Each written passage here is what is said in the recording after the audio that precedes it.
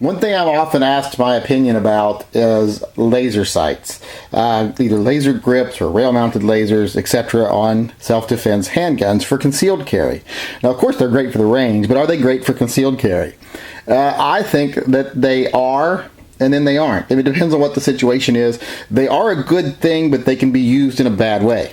And if that isn't confusing enough, I'll try to explain it here, and I'll probably even make it more confusing. But the only pair of laser grips I currently own are the ones on my Smith & Wesson 637. You can see here it's got the laser on the grip.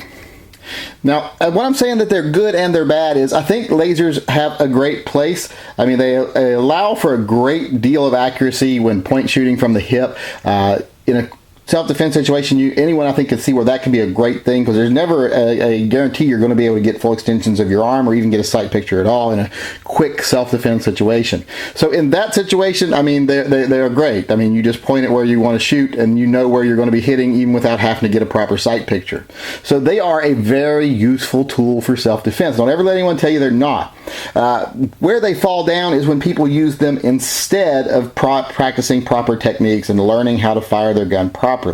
At the range, they are great for learning muzzle control, learning how to maintain a sight picture, learning that, you're not as stable as you think you are and the things you need to do to make yourself more stable. So they're a great tool for that also. Where they fall down is when people start relying on the laser instead of relying on their basic skills and instead of practicing their basic skills. So don't get a laser in lieu of learning how to shoot your gun. Use lasers as a tool that improve how you shoot your gun, and they're going to be a good thing. Now, there are times when lasers are also bad. I would not want to be roaming around with the laser on at night in a dark area, clearing a home or something. I see lasers like flashlights. They give away, location. Now, if you use a laser that's quick on and off like this, you can negate that problem by not activating the laser until you actually see something going bump in the dark. But as far as running around with one on, like a lot of people I've seen do, that's not a good thing, because, they can see where that beam's coming from. You give away your position in the dark. That's not a big issue, but it's a possibility.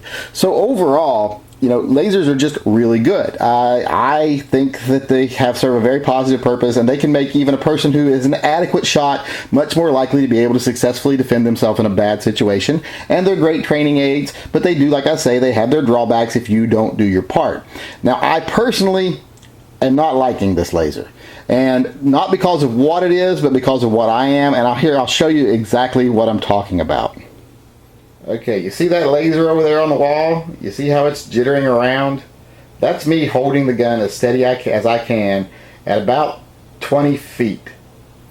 And as you can see, I'm not anywhere near as steady as I would like to think I am. Now, talking, of course, is having an ill effect on it. But even if I'm silent, you can see there that there's quite a bit of little jiggling around. And that's what I don't like about the laser. It just points out to me that I'm not nearly as good as I would like to think I am. Although I don't really think I'm that good. But I'm not even as good as what I thought before. So lasers do have a tendency to point out your flaws, which I said are great if you want to learn how to overcome your flaws. But if you would rather just pretend they don't exist, they will show you how you are not as good as you think you are.